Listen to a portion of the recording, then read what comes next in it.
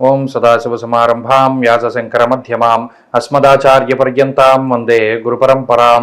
జ్యోతిష్ శాస్త్రాన్ని భావితరాల వారికి ప్రసాదించిన ఋషుల యొక్క పాదపద్మాలకి నమస్కారం చేసుకుంటూ, అలాగే నాకు ఈ జ్యోతిష విద్యను నేర్పిన గురువర్యులు జ్యోతిష బ్రహ్మ కీర్తిశేషులు శ్రీ ఏరంకి సూర్యనారాయణమూర్తి గారు, సూర్యశ్రీ దైవజ్ఞ గారి యొక్క పాదపద్మాలకి నమస్కారం చేసుకుంటూ, ఓం శ్రీ మహాగణాధిపతి నమః, శ్రీ గురుభ్యో నమః, హరి ఓం. వీక్షకులందరికీ నమస్కారం. జూన్ నెల 16వ తారీఖు లగాయతు జూన్ 22వ తారీఖు శనివారం వరకు ఉండేటువంటి గ్రహగతుల ఆధారంగా ద్వాదశ రాశుల వారికి ఈ వారం ఏ విధమైనటువంటి శుభాశుభ ఫలితాలు కలగబోతున్నాయో ఈ కార్యక్రమం ద్వారా తెలుసుకుందాం. అందులో భాగంగా ఈ వారం ఉండేటువంటి గ్రహగతులను గమనిద్దాం.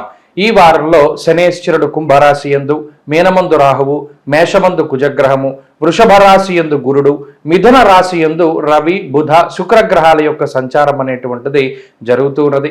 అలాగే చంద్రుడు కన్యా, తుల, వృశ్చిక రాశుల యందు సంచరించబోతూ ఉన్నారు. కేతు కన్యా రాశి యందు ఉన్నారు. ఇటువంటి పరిస్థితుల్లో ద్వాదశ రాశుల వారికి ఏ విధమైనటువంటి శుభాశుభ ఫలితాలు కలగబోతున్నా తెలుసుకుందాం. కుంభరాశి వారికి ఈ వారం చాలా సానుకూలమైనటువంటి గ్రహస్థితి గోచరిస్తూ ఉన్నది. ఎక్కువ సంఖ్యలో గ్రహాలు యోగిస్తూ ఉన్నటువంటి రాశి కుంభం.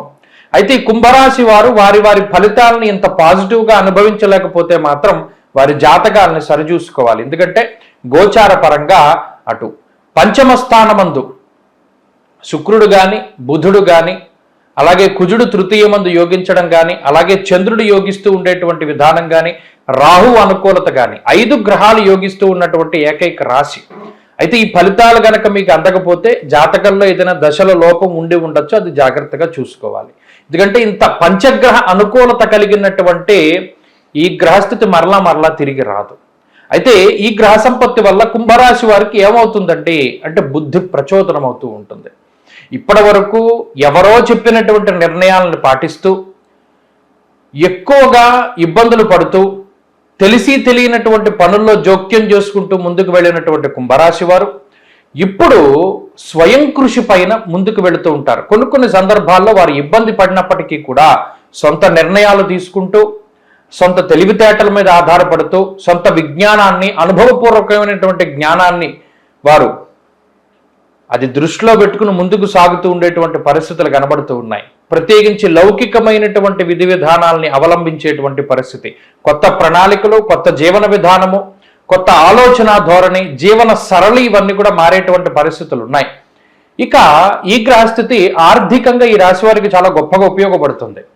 ఆర్థిక ఎదుగుదల, ఆదాయ మార్గాలు పెంపొందించుకోవడం, సక్రమమైనటువంటి పద్ధతిలో ధనాన్ని సంపాదన చేస్తూ ఉండడం ఇత్యాది విషయాల వల్ల ఆర్థిక ఎదుగుదల ఉన్నది. ఆరోగ్యపరంగా కూడా గ్రహస్థితి చాలా సహకరిస్తోంది. కుజుని యొక్క స్థితి తృతీయ స్థానమందు బలంగా ఉండడం ఆరోగ్యాన్ని ఈ రాశి వారికి సూచిస్తూ ఉన్నది. దానితో పాటుగా ఆర్థిక ఎదుగుదల, అలాగే కుటుంబపరమైనటువంటి విషయాలను చూసినప్పుడు కుటుంబ సభ్యుల యొక్క వారి యొక్క ప్రవర్తన, తీరు ఇవన్నీ కూడా ఈ రాశి వారికి చాలా అనుకూలంగా ఉంటాయి. మీరు చెప్పినటువంటి మాటను వారు వింటారు, వారు చెప్పినటువంటి మాటను మీరు వింటారు. ఇలా జీవిత భాగస్వామి, సంతానము, కుటుంబ సభ్యులందరూ కూడా సఖ్యతతోటి కలిసి ఉండేటువంటి పరిస్థితులు ఉన్నాయి. అలాగే ఉద్యోగ వ్యాపారాలకి సంబంధించినటువంటి పరిస్థితులు చాలా సానుకూలంగా ఉన్నాయి. ఉద్యోగంలో ఎదుగుదల, వ్యాపార లాభము, చదువులో ముందంజ ఇవన్నీ కూడా ఈ రాశి వారికి కనబడుతూ ఉన్నాయి. స్త్రీలకి కూడా ఇదే రకమైనటువంటి గ్రహస్థితి అన్వయం అవుతుంది. కాబట్టి కుంభరాశి వారికి జాతకం బాగున్నది.